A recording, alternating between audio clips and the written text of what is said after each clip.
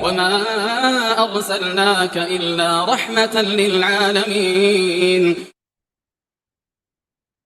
Kaidah ke-18 mubadalah aribawi, pertukaran barang ribawi bijinsihi wa ma'ahuma au ma'ahaduma min ghairi jinsiya. Ya, barang ribawi ditukar dengan jenisnya yang terdapat pada salah satu atau keduanya barang lain yang tidak sejenis. Kalau namanya sebagai ya, mas'alatu muddu ajwah wa dirham. Mud, kurma, ajwah, dan dirham. Ajwa merupakan salah satu jenis kurma Madinah. Permasalahan yang dikenal dengan mud, kurma, ajwa, dan dirham ini ada dua gambaran. Pertama, pertukaran barang ribawi dengan sejenisnya. Pada keduanya ada barang lain yang tidak sejenis. Kemudian pertukaran barang ribawi dengan sejenisnya pada salah satu terdapat barang lain yang tidak sejenis. Contoh, menukar satu mud kurma ajwa dengan satu mud kurma ajwa. Nah, sama-sama satu mud. Pada keduanya terdapat barang lain yang tidak sejenis. Yang pertama ada dirhamnya. Yang kedua juga ada dirhamnya. Jumhur ulama mengatakan bahwa kasus seperti ini tidak boleh. Karena ada unsur tipu muslihat pada barang ribawi yang sejenis dengan penambahan. Saya berpendapat boleh jika jumlah mud keduanya sama dan jumlah dirhamnya sama. Saya minum. Beras tambah duit. Beras 1 kilo, nambah duit 200.000. Ditukar dengan beras, ya, tambah duit juga harusnya. Nah, ditukar dengan beras tok nggak boleh. Ditukar dengan duit tok nggak boleh karena ada berasnya, ribanya. Kalau ditukar dengan beras dan duit boleh dengan syarat beras sama beras timbangannya sama, duit sama duit jumlahnya sama. Sini 200.000 bentuk lembaran seratusan, sini 200.000 bentuk 5.000-an, boleh dengan catatan jumlahnya sama. Jadi ada yang mencoba untuk menyiasati riba, wis gendra riba, berasmu tak tambah di 100, ijolono beras ya tau. Ning merasa kayak duit. Ben kita selamat ternyata tidak, itu namanya khilah. Ya. Bermanuver, bikin trik, nah itu nggak boleh dalam syariat. Contoh kedua, 1 mud kurma ajwa disertai dengan dirham dan 2 mud kurma ajwa. Jadi beras tambah duit, beras rada akeh tapi nggak ada duitnya.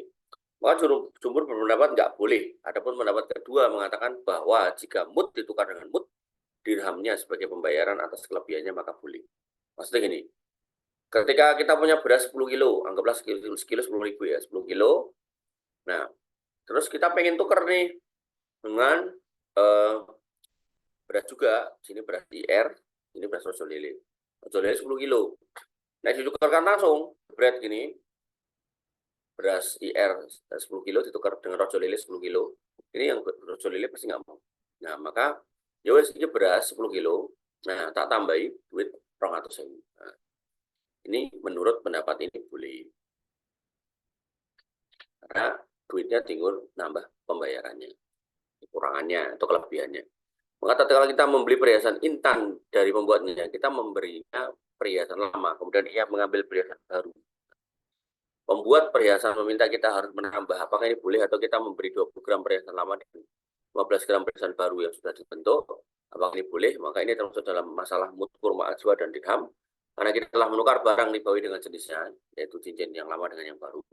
Maka pada dasarnya terdapat satu dirham yang bukan dari jenisnya, maka menurut jumhur ulama ini diperbolehkan. Karena ada intannya tadi, ada intannya gitu. Jadi bukan karena ongkos bikinnya, tapi karena ada intannya. Jadi kalau misal kamu punya 10 gram emas, ya toh, ditukar dengan 10 gram emas, gitu kan. Nah, cuman emas yang 10 gram ini ada intannya, gitu. Nah, tanyakan intannya regane piro? Intannya regane 1 juta. Gitu. Ya udah, berarti kamu ngasih 10 gram emas perhiasan lama, ditukar dengan 10 gram perhiasan emas baru yang ada intannya, berarti sebelah sini ditambah plus 10 juta. Gitu. Menurut Syekhul Islam Ibnu Taimiyah, apabila tambahannya sebagai biaya pembuatan barang, maka hal ini boleh. Nah, tapi pendapat yang benar adalah tidak boleh menukar karena hadis telah jelas menerangkan emas dengan emas. Demikian pula kisah Budolah ketika membeli cincin yang ada mutiaranya dengan dinar, maka Nabi SAW bersabda, jangan sampai kamu melepaskan mutiaranya. Jadi kon menghargai cincin itu. Maka yang benar menukar barang ribawi dengan Indonesia tidak benar karena tambahan harus sama antara keduanya dalam timbangan, tidak berpengaruh ongkos pembuatannya.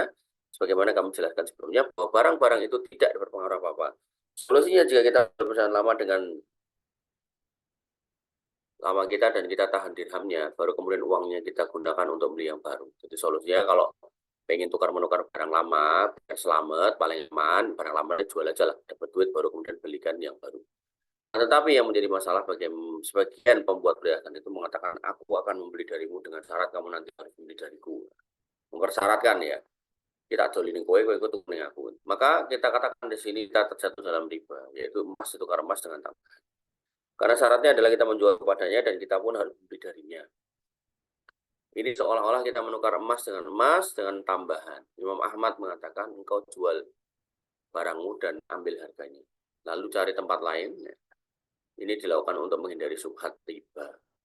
Jika ternyata tidak menemukan tempat lain yang bisa memenuhi kebutuhan kita, maka tidak mengapa kembali ke tempat semula. Jadi dolen sih lah. Nah, emang benar-benar serapayu ya wis dijual ke ayu.